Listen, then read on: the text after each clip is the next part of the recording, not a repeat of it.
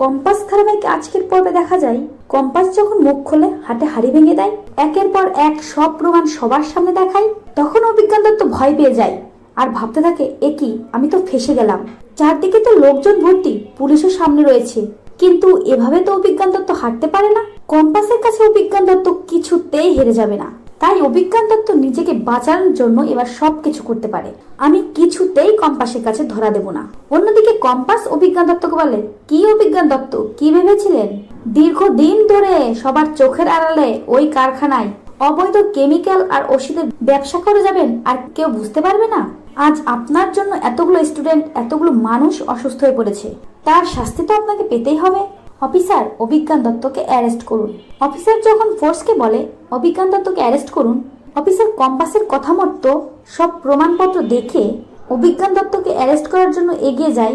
অভিজ্ঞান দত্তকে বলে, অভিজ্ঞান বাবু চলুন, আপনাকে আমাদের সাথে থানায় যেতে হবে। কিন্তু অভিজ্ঞান দত্ত মনে মনে ভাবতে থাকে, যা করার আমাকে এক্ষুনি করতে হবে।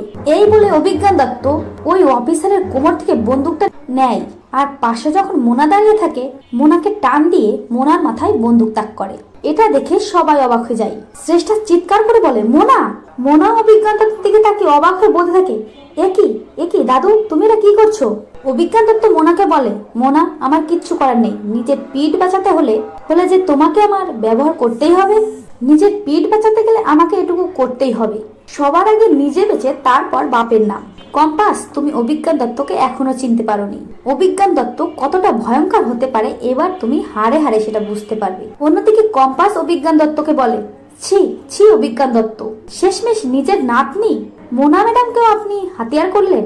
যে মোনা ম্যাডাম এতদিন ধরে আপনার কথায় উঠেছে আর বসেছে, আপনার কথা মতো সব কাজ করেছে, মোনা ম্যাডাম, সেই মোনা ম্যাডামকে আপনি আজ ব্যবহার করলেন। কম্পাস মোনাকে বলে, মোনা ম্যাডাম, এবার বুঝতে পারলে তো তোমার দাদু কতটা নোংরা? এতদিন ধরে তোমাকে এভাবে ব্যবহার করেছে। শ্রেষ্ঠা কাঁদে আর বলে, মোনা, কতবার বলেছি তোর দাদু তোকে ভুল বুঝিয়েছে। তোর দাদু তোকে দিয়ে আজে বাজে কাজ করাচ্ছে। দাদুর কথা মতো তুই সবকিছু করে নিজের জীবনটা শেষ করছিস।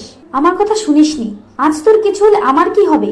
অপরদিকে অভিজ্ঞান দত্ত শুধু নিজের কথাই ভাবে। মোনাকে বলে, মোনা, একদম নড়াচড়া করবে না। যদি নড়াচড়া করো তাহলে কিন্তু আমি তোমার মাথায় এক্ষুনি গুলি করব। আর তোমাকে গুলি করতে, নিজের নাতনিকে গুলি করতে অভিজ্ঞান দত্তের হাত একটুও কাঁপবে না। এই বলে মোনাকে জিম্মি করে পালানোর চেষ্টা করতে যায় অভিজ্ঞান দত্ত। তবে কম্পাসও কম চালাক নয়। কম্পাস পেছন দরজা দিয়ে বেরিয়ে যায়।